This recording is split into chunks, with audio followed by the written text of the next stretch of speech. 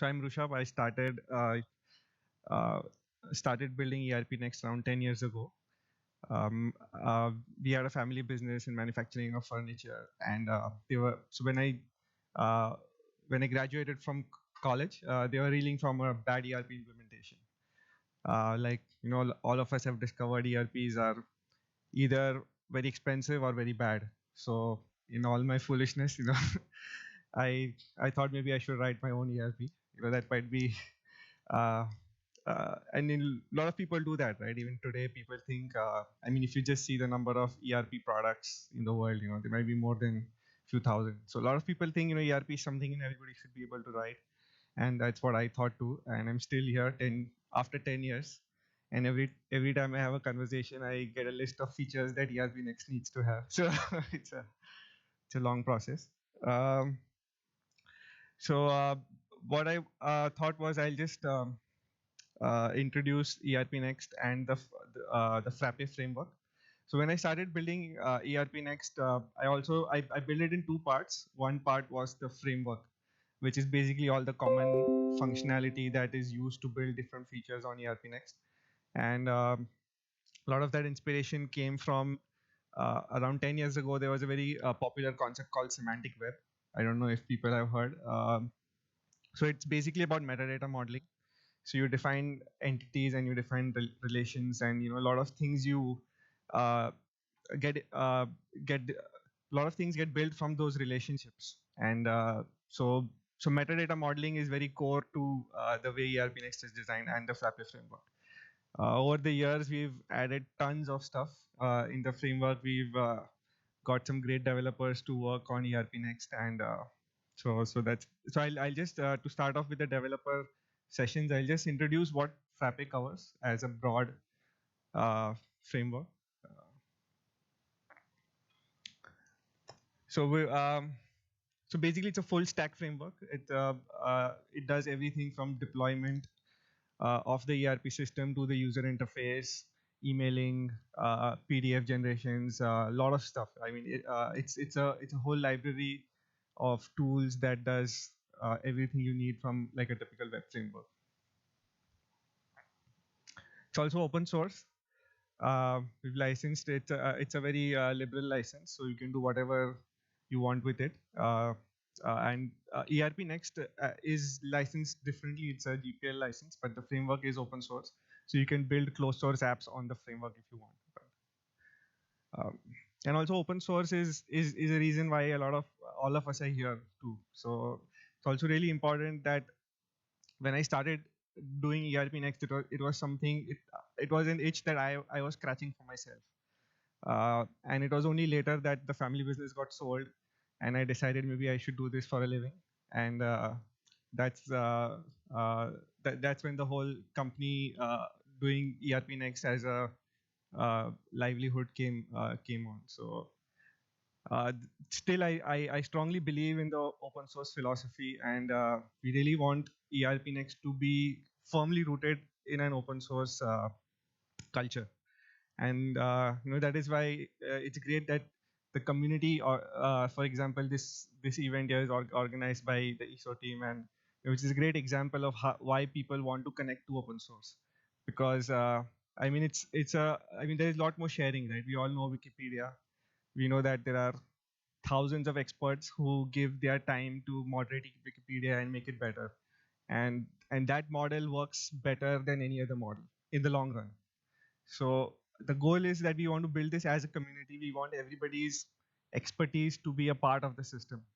And for that, we have just recently established a foundation. We're calling it the ERP Next Foundation. And we strongly believe that an open source project should be a part of a non-profit and not a for-profit. So our for-profit company does the cloud hosting, and you can go anywhere and do your own cloud hosting. It is the same software. There is nothing different. There is no enterprise version in ERP Next. So it's the same version that everybody uses. And the foundation, we hope, becomes the home for ERP Next, and taking it to the next level. So we'll talk more about the foundation and other stuff tomorrow.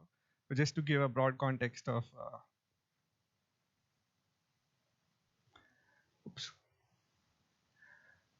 So yeah, over the years, so like I said, it's almost 10 years, and the real open source action probably started in 2013.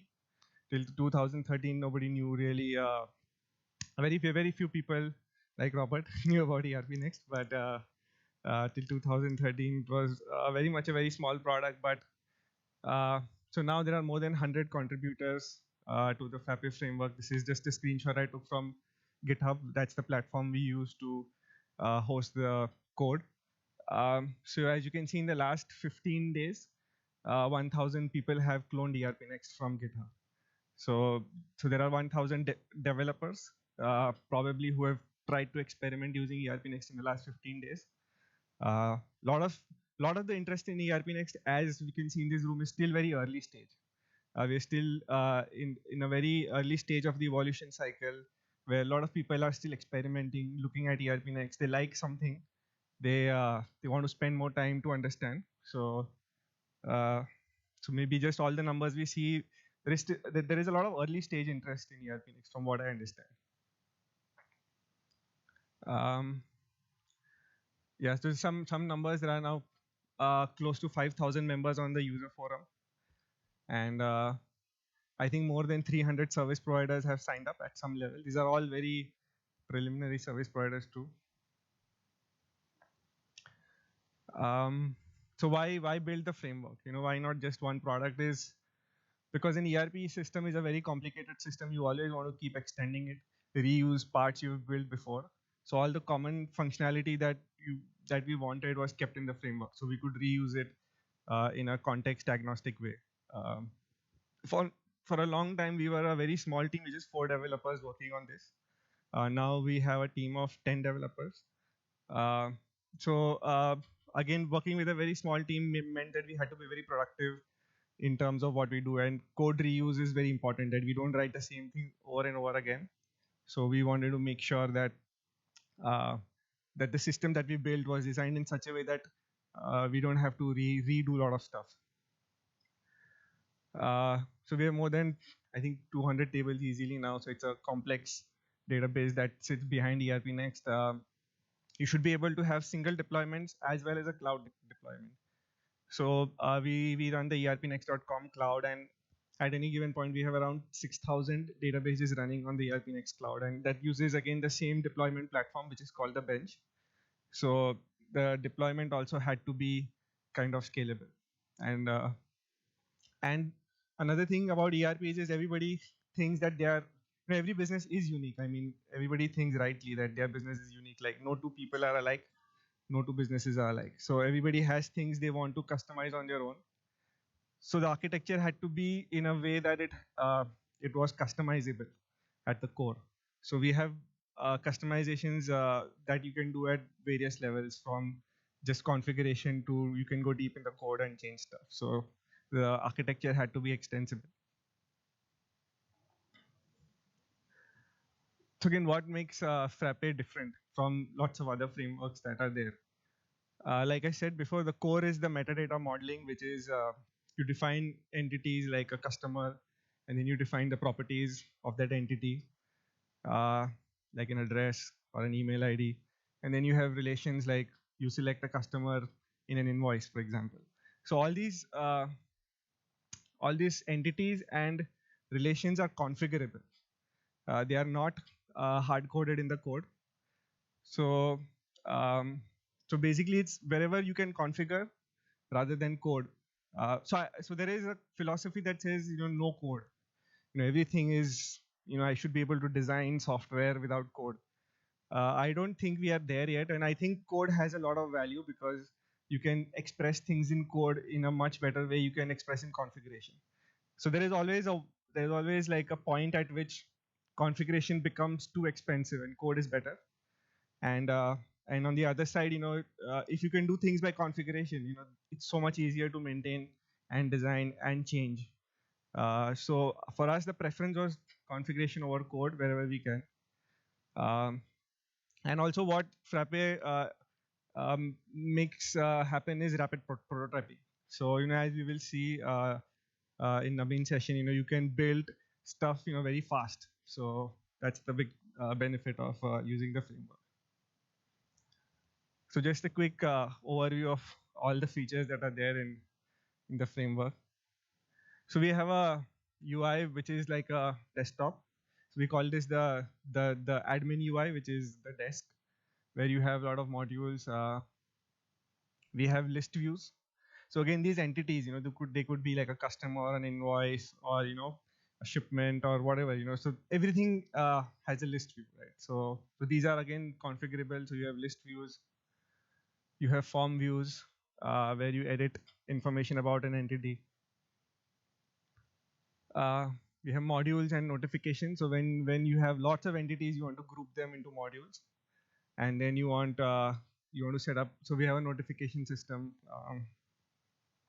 Uh, from version 8, we also have universal search. Uh, so you can search anything inside the system. It's a full text search. You can email anything. Again, this is all configurable. You can email file attachments, and files are also very generic on any entity. You can upload a attachment to anything. So that's. You have print views. So you want views that are for editing, then you have print views that you can configure using templates, or we have a drag and drop print editor. Just pretty basic, but can make reports, standard libraries to throw out reports. And then the metadata modeling itself. So for example, we see the example of an invoice, and you can see all the properties, like it has a title, you can have a different numbering series, you have a so it's linked to a customer. So you can just define the relationships in a form, and that entity, we call it as a doc type in Frappe, and doc types are at the heart of the whole structure.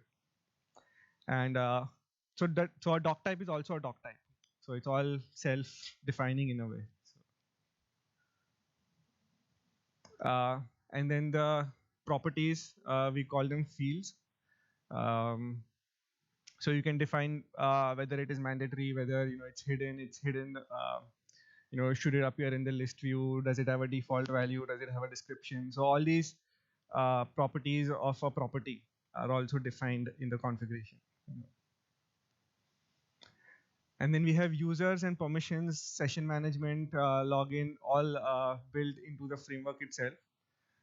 We have role-based permissions, so users get assigned roles, and then roles, and then you can define permission rules on roles. And these, and you have different types of permissions, like a read permission or a create permission, print. You can set whether somebody can email a document or not. And then you can also set up slightly more specific permission rules.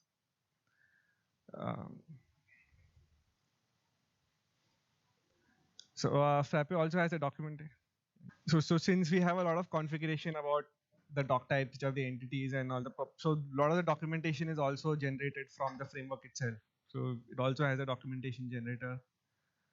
A few more views that come out of the box. We have tree views and nested sets.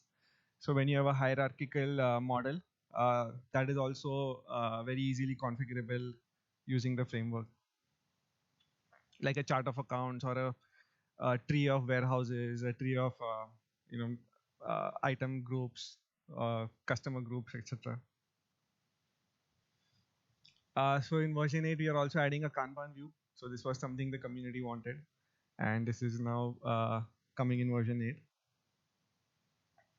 Then we have web view. So basically there are two sets of users. We classify users as either desk view users or web users. So web users are users who are outside of your company, like your customers or suppliers. So they get a different they log into a different part of the system where they don't have access to a lot of the stuff that we saw in the desk. They don't get the desktop icons, and they can't just point and click on anything.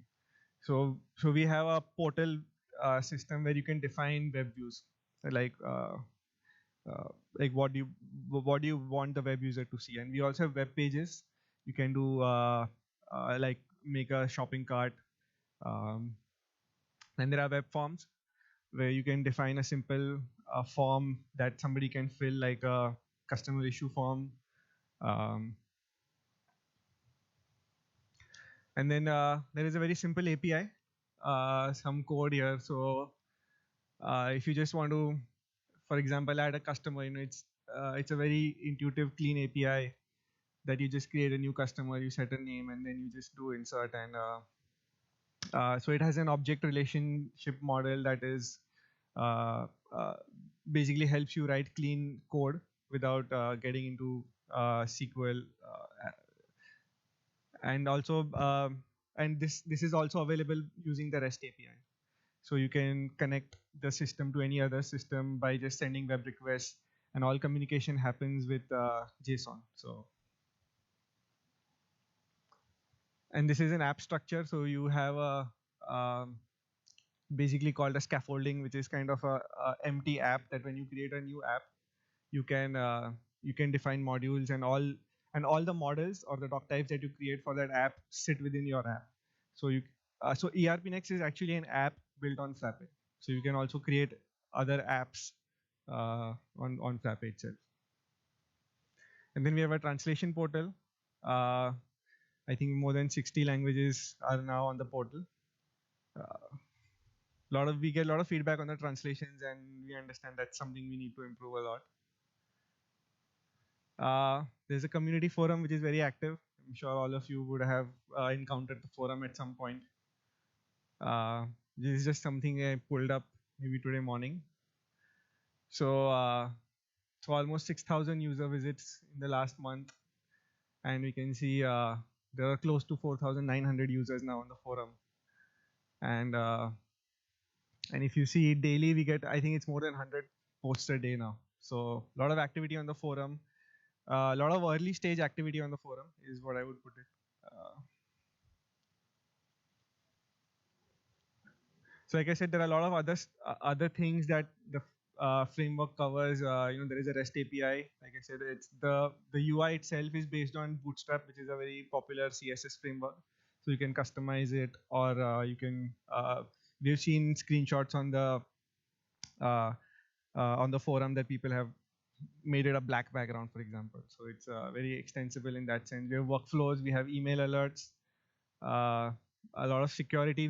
We almost get one email every month saying we found a security problem in ERP Next, and this is how you can reproduce it. So there is already a uh, lot of stuff on the security side happening. There are a lot of people who are basically bounty hunters, right? So they try and look for open source systems, and they try to hack it, and then we get a lot of feedback, and we've improved the system a lot. There is a lot of good feedback coming in that's been built into the system. So database migrations are also automatic. So which is a problem which, so if you decide you want to add another property to a customer, and then you just configure it, and then when you deploy it on other instances, that's automatic. So we have automated migrations, and we also have a system for patching. So unlike unlike Odoo, for example, it's we build ERP Next so that you can update it like every other week. So it comes with its own update system. We have a package manager. We have deploy scripts which are based on Ansible now. So you can use those scripts which are part of another repository which is called the bench, which helps you to deploy ERP Next on various platforms. And then we also have real-time WebSockets. So you can push real-time messages on the user. We're building a lot of interesting stuff on WebSockets. In fact, we are almost a couple of months into building a chat application on top of ERP Next. So maybe you can interact to ERP Next with a chat application. Something experimental. So I'm not going to show it today, but maybe in the conference in Mumbai later. So other than ERP Next, why should somebody use Frappe? If you want to build internal applications just to replace your, Google spreadsheets, you want to have admin tools, monitoring tools, you want to build portals or business apps. Frappe is very extensible to do not only ERP Next stuff, but you can build any kind of a business app on top of ERP Next and get all these features out of the box. So that is the Python philosophy, that when you install Python, it comes with like almost everything you need. I mean, there is that's why Python is a great community, because everybody contributes their libraries, and you can just get almost anything you need in Python that comes out, and a lot of the stuff actually comes out of the box. So we follow the same philosophy. It's called batteries included. So when you start using ERP, we don't want you to like hunt for apps that you can then install, and then I'm missing certain parts. So we don't. So we want to have a complete experience. We want the user to have the complete experience on ERP.